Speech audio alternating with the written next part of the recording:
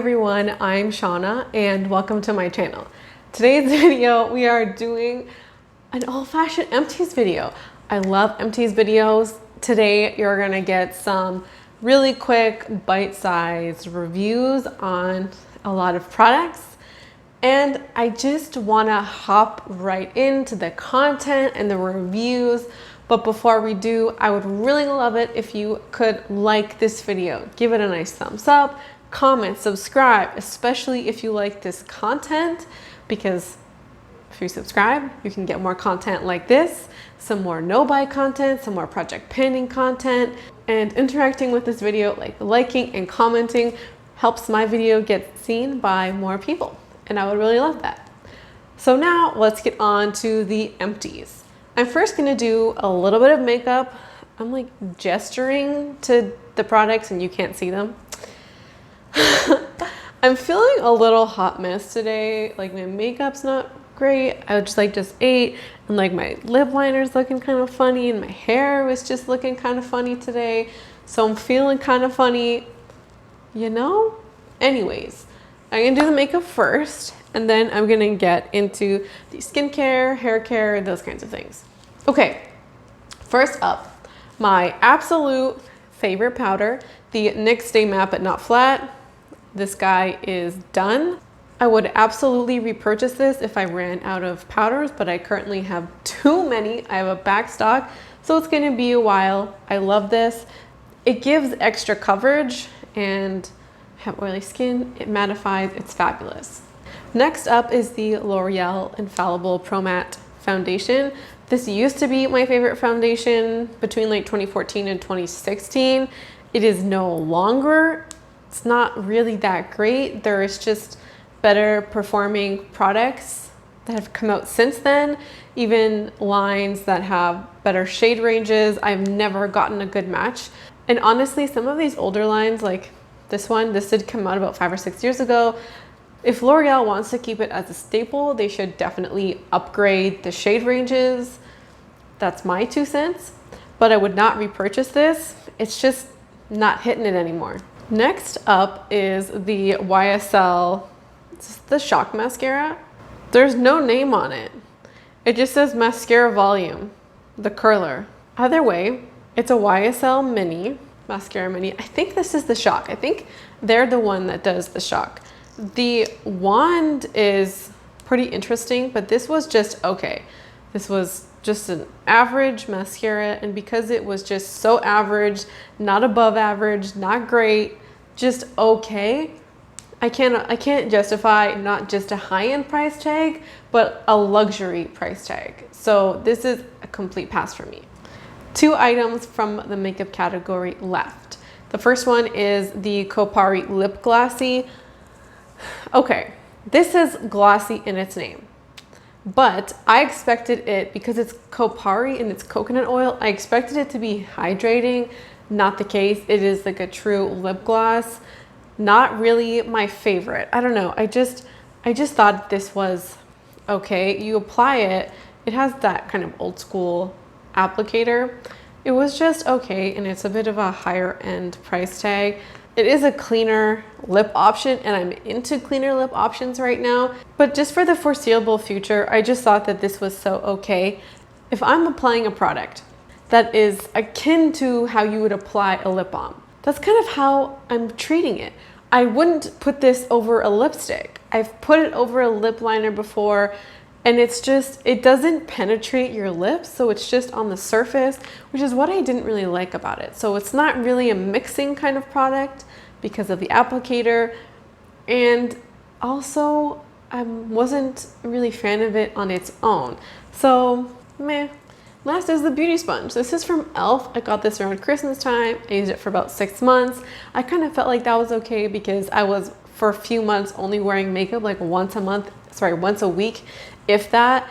So it was one of those things where you couldn't get it clean anymore, so it was time to throw it away. This is my favorite sponge. I like it probably a little bit more than the Real Techniques sponge, but this isn't available everywhere. I can't get it at my drugstore, so I would have to make a purchase on the e.l.f. website. Especially now, my no-buy year, I'm not gonna go purchase just this and then pay for shipping and conversion, all that, not worth it. So I probably would rebuy Real Techniques if it's just more accessible. But I did really, really like this. I have this like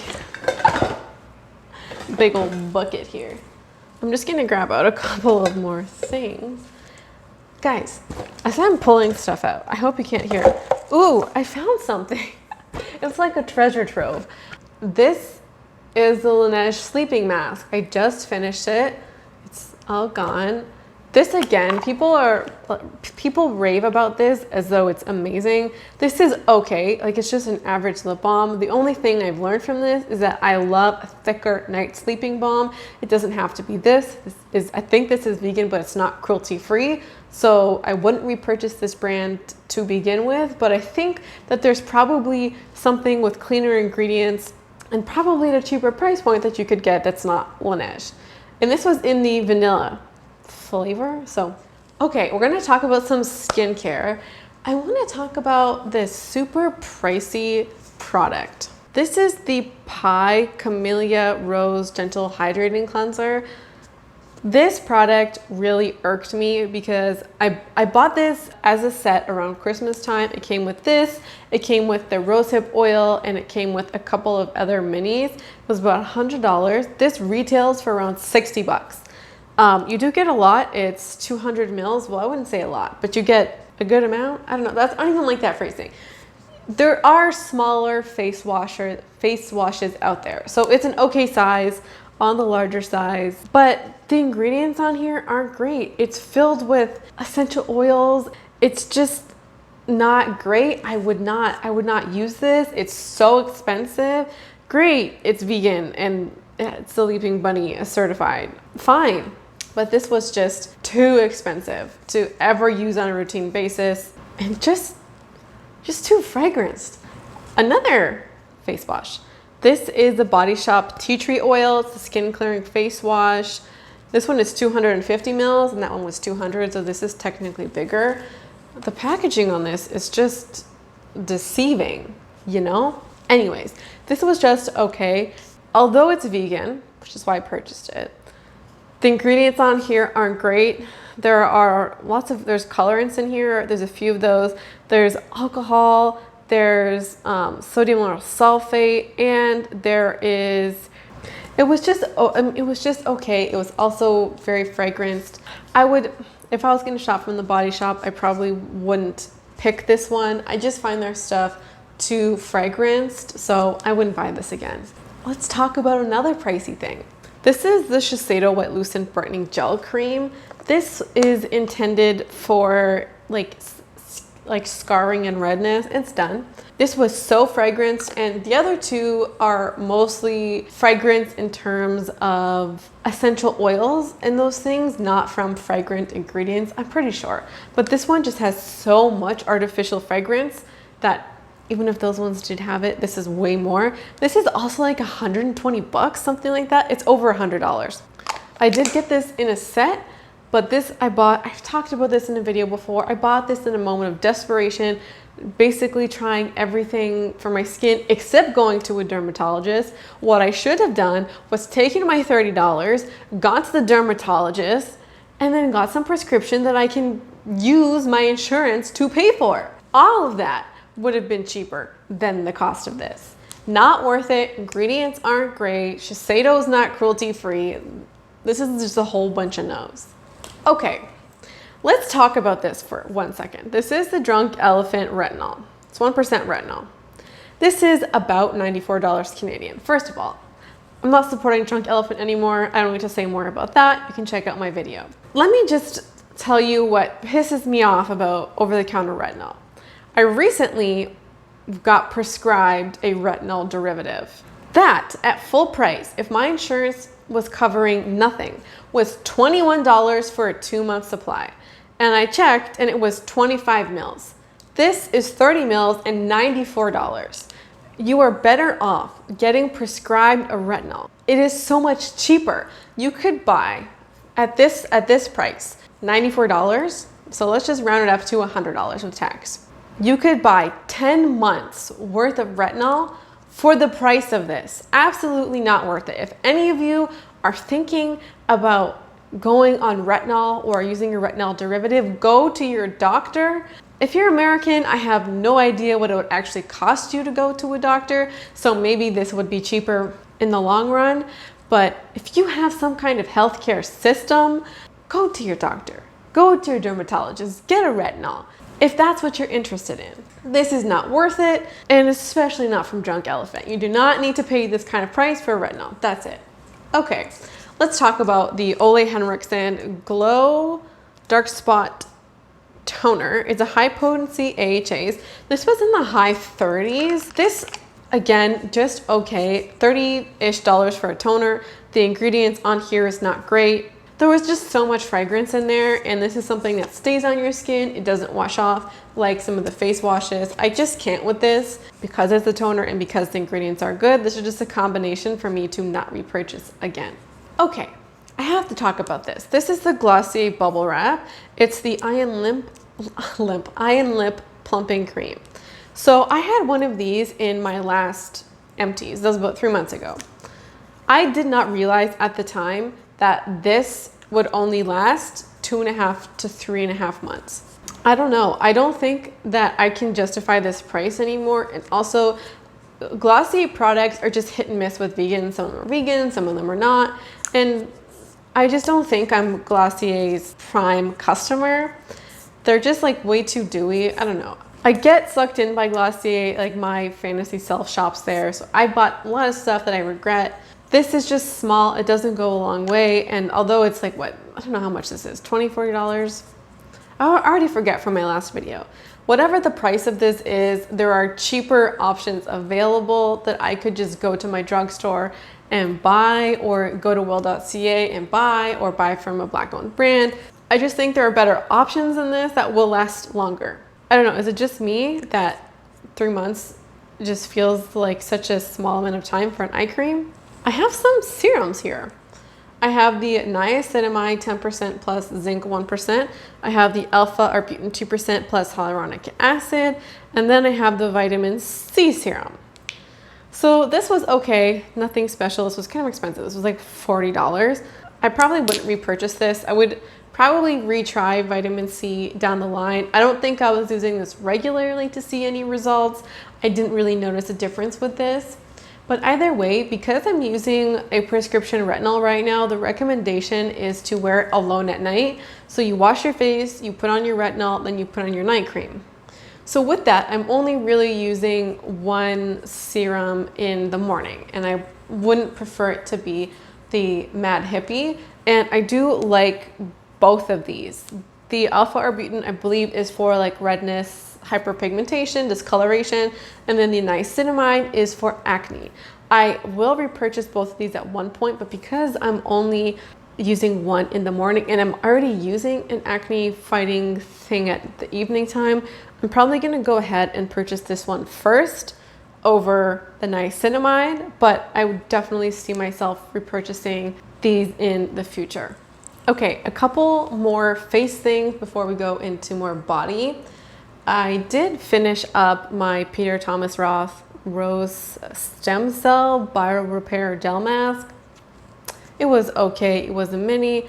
I don't know if Peter Thomas Roth is cruelty free or not. This was like a gift set around Christmas time, but this mask was okay. And they're full price masks, or this at its full price, is pretty expensive.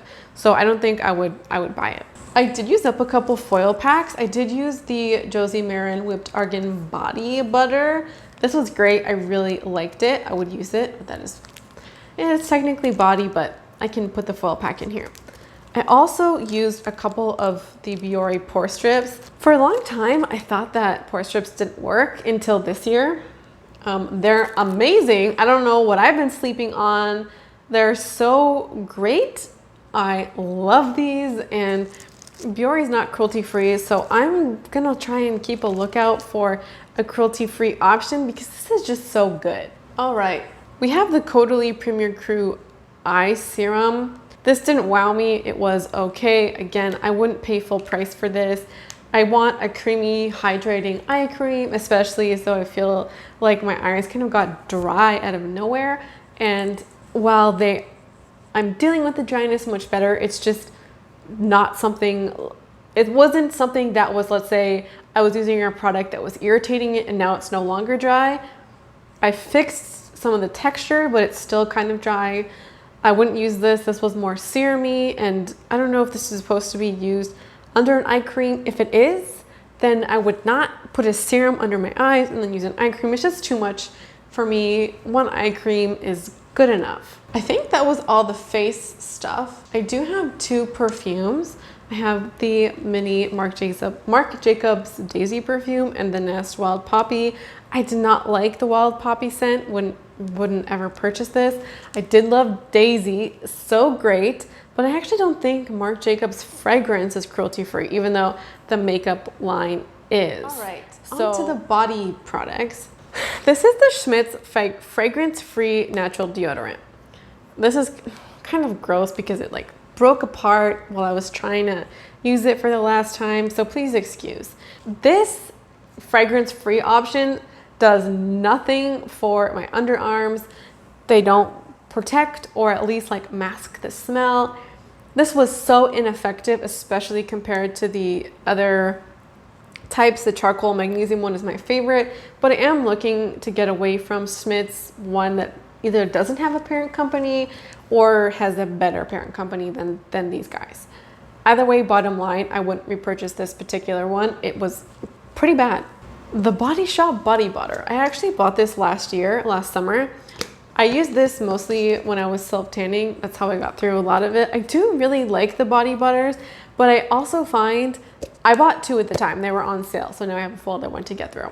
I do find that they stay slippery for a long time. Like if you put it on your feet, I put some on my feet this morning and then I felt trapped because I couldn't go anywhere because otherwise I was like sliding on the hardwood and the tile, or I have a little rug under my bed, well, beside my bed. And if I step on that, then it's kind of gross because my feet are still kind of slippery and wet. It's just, it takes a while to dry down, which I don't like. And I think that there are better alternatives out there with also less fragrance. Fragrance falls near the bottom of the list, but not at the end of the list. So it's just, I probably wouldn't purchase this again. Let's also talk about this. This hand cream is nasty and has been going on for years. I have been trying to pan this since last July. July 24th is the day I started to pan this. It's on here. There was times where I wasn't using it. It does nothing. It didn't dry. This is some random find I got from Winners. Absolutely regret. I am no longer buying skincare from Winners unless it's a brand that I trust and I already know, which is not really the case because a lot of that stuff's not cruelty free and it's just excess stuff that you're buying that you don't really need. At least that's for me. I don't want to speak for you. So I didn't like this. I hated it. And lesson learned, not buying random skincare from Winners. The next thing is this Collab dry shampoo. It's a mini, it's extreme volume. It's in the Paris floral fragrance. I bought a full size and this like came attached to it. The feeling this has in my hair is nasty. It feels like, I don't know how to describe it, but it completely changes my hair texture. It becomes like I've put a it's like gritty. It's just not good. I really don't like it. It completely changes the texture of my hair. It's so gross. I hate it. I hate the feeling. It's the kind of dry shampoo where you know there's dry shampoo in your hair, and I want to take a shower the moment I put this on. It's difficult to last a day, let alone more than one. Would not recommend this. Just a couple products left. This is my Herbal Essences Tousle Me Softly Mousse. This has been around probably somewhere between 4 and 6 years. I don't use it. I don't like it. It leaves my hair so crunchy. It's bad. So sorry for the change in location. There was just a bit of pandemonium for a second. That's it. Those are all my products. And as somebody on a no-buy year, to see myself going through all this stuff and getting it out, it feels like there's weight being lifted off my shoulders. My bathroom is getting decluttered, it's getting smaller. There's not just so much crap everywhere, which is such a lovely feeling. So it's been nice to get stuff out, and doing these empties has made it really clear that I've spent so much money on skincare and products that I thought would be nice to have and not things that I need. And if I were to evaluate what I would actually buy from my empties for, let's say, if I wasn't on a no buy, it would probably be just a couple of these products. No more than 5. 5 is probably too much. Majority of these products I would not buy in the future. And I think that's great that there's growth here and that there's learning and understanding. And that's something I personally love about empties. So that's going to go ahead and wrap up this video. Thank you so much for being here, and I hope to see you again around here soon.